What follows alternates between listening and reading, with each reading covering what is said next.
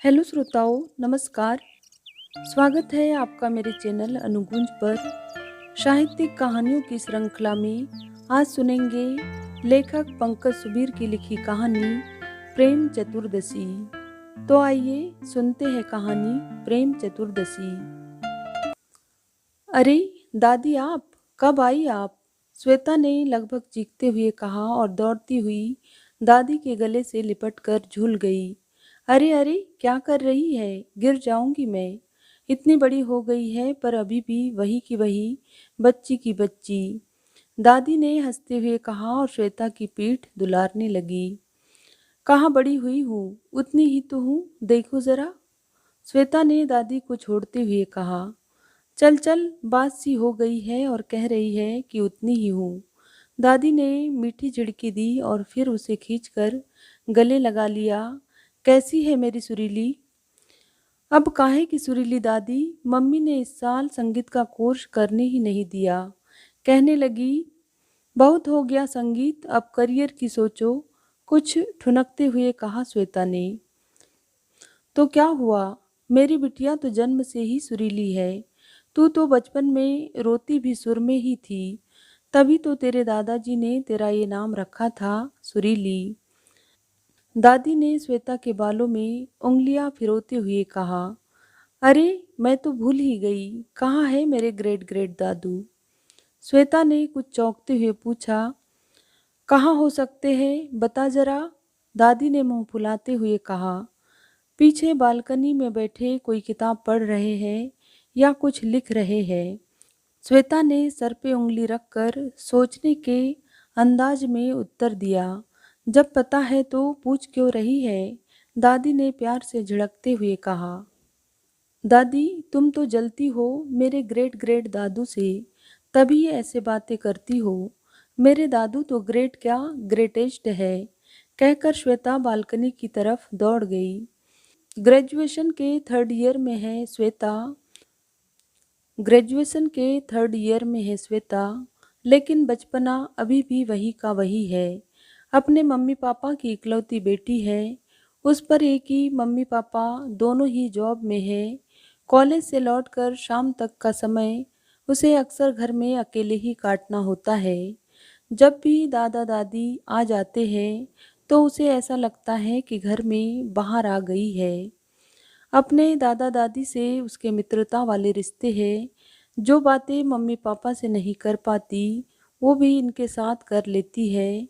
दादा लेखक है, इसलिए कुछ गंभीर स्वभाव के, रिजर्व नेचर के हैं। लेकिन श्वेता के सामने उनका गंभीर स्वभाव भी हवा हो जाता है। ये मरा वैलेंटाइन डे अच्छा होने लगा है आजकल। हर तरफ यही धींग धांग लगी रहती है। दादी ने टीवी पर आ रहे वैलेंटाइन डे के किसी कार्यक्रम को देखकर नाक भाव सिकोड़ी। ऐसा मत बोलो दादी, इसमें कोई ऐसी भी बुराई नहीं है। श्वेता ने दादी की बात काटते हुए कहा। क्या बुरा नहीं है? खुलेआम बेशर्मी करना कोई मर्यादा नहीं, कोई संस्कार नहीं। दादी ने विरोध किया। दादी, अगर हम किसी से प्यार करते हैं और उससे कहे ही नहीं कि हम उससे प्यार करते हैं, तो क्या फ़ायदा ऐसे प्यार का? आखिर कभी न कभी तो हमें कहना ही पड़ेगा ना। श्वेता ने समझाते हुए कहा। दोनों दादी पोती ड्राइंग रूम में बैठी टीवी देख रही है। श्वेता जमीन पर बैठी है और दादी सोफे पर बैठी उसके सिर में तेल लगा रही है। कल तो कह रही थी कि मैं अभी बड़ी ही नहीं हुई और आज बातें तो ऐसी कर रही है कि। दादी ने बात को बीच में ही छोड़ दिया। टीवी पर वैलेंटाइन डे को लेकर कोई विशेष कार्यक्रम आ रहा है। अच्छा, क्या होता है तुम्हारे इस वैलेंटाइन डे में? श्वेता के सिर पर थोड़ा तेल डालकर हथेली से थपकते हुए पूछा दादी ने। बस वही जो मैंने बताया। हम जिससे प्यार करते हैं उसे फूल देते हैं, गिफ्ट देते हैं, और सबसे खास बात ये कि हम उसको ये बताते हैं कि हम उससे प्रेम करते हैं। समझाइश के स्वर में कहा श्वेता ने। तो उसके लिए इतना हंगामा करने की क्या ज़रूरत है? ये बात तो चुपचाप भी कही जा सकती है। दादी ने फिर कुछ तीखे अंदाज में कहा। कहने वाले तो चुपचाप ही कहते हैं दादी, हंगामा तो वो भी नहीं मचाते। श्वेता ने उत्तर दिया। तूने दादी ने अपना प्रश्न केवल एक शब्द तक ही सीमित कर दिया, मगर उस एक शब्द से ही श्वेता ने समझ लिया कि दादी क्या पूछना चाह रही है। नहीं दादी, आपकी इस सुरीली को कोई पसंद ही नहीं आया अभी तक। श्वेता ने दादी के एक शब्द के प्रश्न का उत्तर दिया। अच्छा, कैसी पसंद है तेरी? दादी ने फिर पूछा। बताऊं? कहते हुए श्वेता उछलकर दादी के पास बैठ गई और उनके दोनों हाथ अपने हाथ में ले लिए। हाँ बताना, दादी ने हंसते हुए कहा। मुझे तो वही पसंद आएगा जो बिल्कुल मेरे दादू जैसा हो, गंभीर, पढ़ने लिखने वाला, जो कविताएं भी लिखता हो, हर विषय पर बात कर सकता हो, हर विषय पर बोल सकता हो, और वो जब बोले तो सब चुप होकर सुनते रहे, जैसे लोग दादू को सुनते हैं, इतना ग्रेसफुल हो कि बस। श्वेता ने आंखों को चमकाते हुए सपनों में डूबते हुए कहा। दादू जैसा? फिर तो भूल जा बात वैलेंटाइन डे मनाने की, दादी ने कुछ चुहल भरे अंदाज में कहा।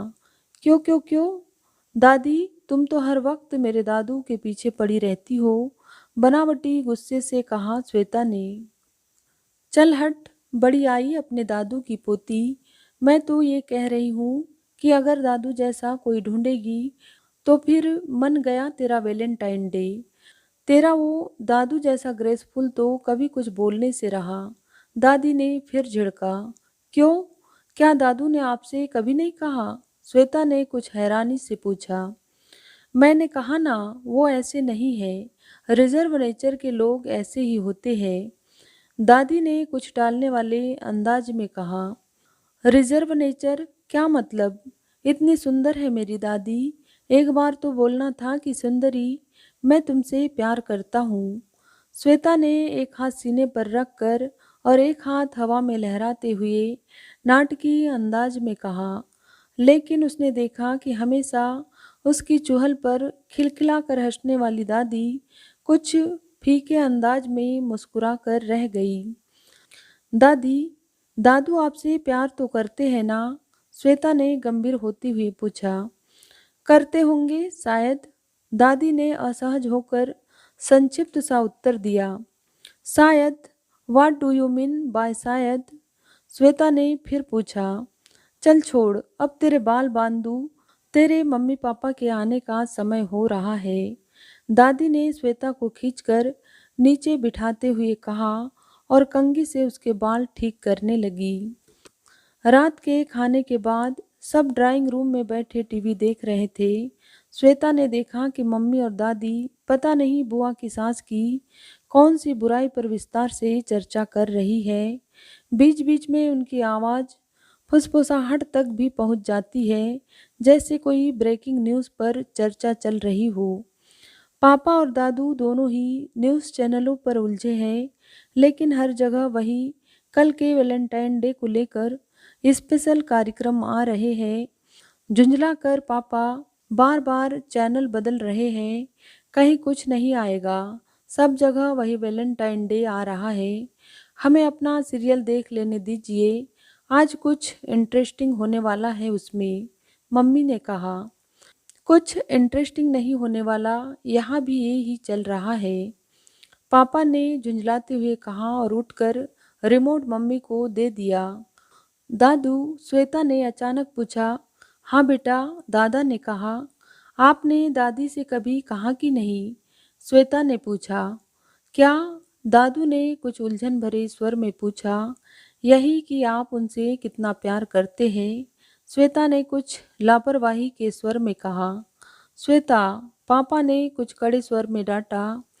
इसमें डांटने की क्या बात है पापा, ये मेरा और दादू के बीच का मामला है, आप बीच में मत बोलिए, कुछ मुंह फुलाते हुए कहा श्वेता ने। तेरा दिमाग तो बस। पिताजी, मैं पान खाने जा रहा हूँ, आपके लिए लाऊं क्या? पापा ने उठते हुए कहा। ले आना एक सादा, दादू ने उत्तर दिया। आपने मेरी बात का उत्तर नहीं दिया दादू, पापा के जाते ही श्वेता ने फिर से पूछा। श्वेता के पूछते ही मम्मी भी उठकर खड़ी हो गई।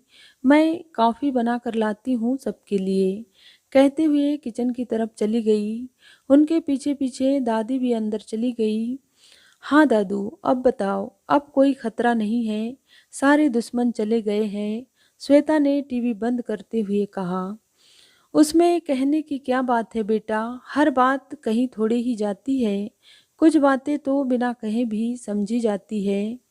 दादू ने कुछ गंभीर स्वर में उत्तर दिया। नहीं दादू, ऐसा नहीं है। हर व्यक्ति के दिल में इच्छा होती है कि उसको प्रेम करने वाला मुंह से कहे भी, श्वेता ने कहा। उससे क्या होता है? दादू ने फिर पूछा। उससे ये होता है कि उसे ये लगता है कि उसका भी कोई अस्तित्व है, कोई है जो उसे चाहता है, उसके होने का कोई मतलब है, उसका जीवन यूं ही नहीं है, श्वेता ने कुछ गंभीर स्वर में कहा।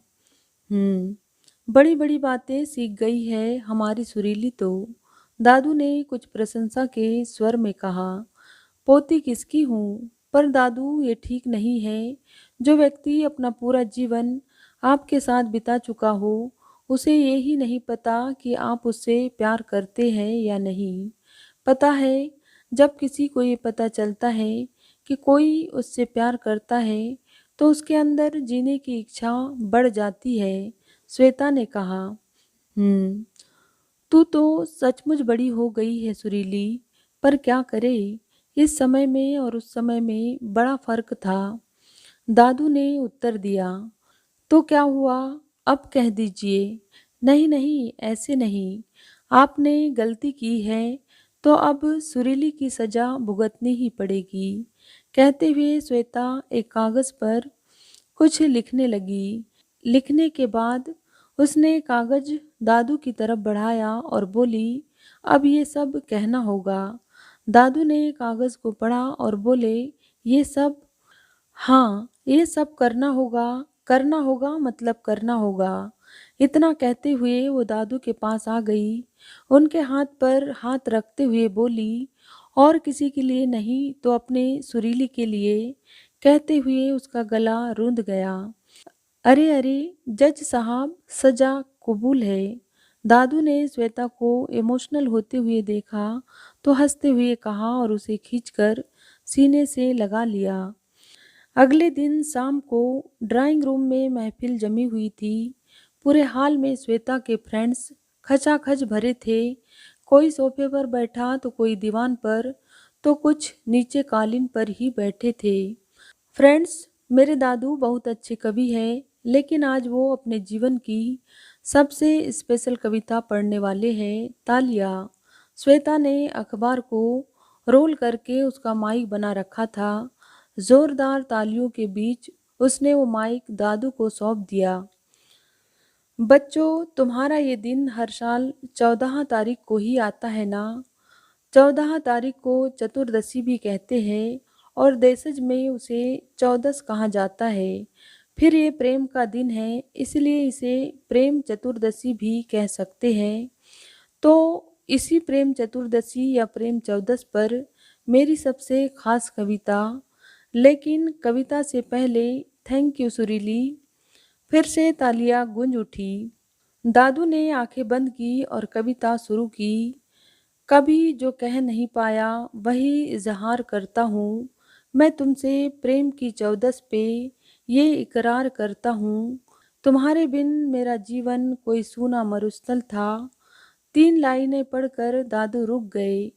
सारे लोग एकटक उन्हीं की तरफ देख रहे थे। दादू ने चश्मा ठीक किया, गले को खकार कर साफ किया और दादी की तरफ मुड़ते हुए चौथी लाइन पढ़ी। सुनो दादी सुरीली, कि मैं तुमसे प्यार करता हूँ। चौथी लाइन पर तालियों का ऐसा जोरदार शोर उठा मानो छत ही उड़ जाएगी।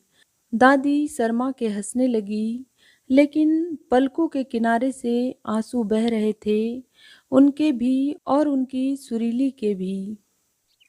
धन्यवाद श्रोताओं। तो ये थी वैलेंटाइन डे स्पेशल कहानी प्रेम चतुर्दशी। यदि कहानी आपको अच्छी लगी हो तो मेरे वीडियो को लाइक, चैनल को सब्सक्राइब जरूर करें तथा अपने मित्रों को भी शेयर करें।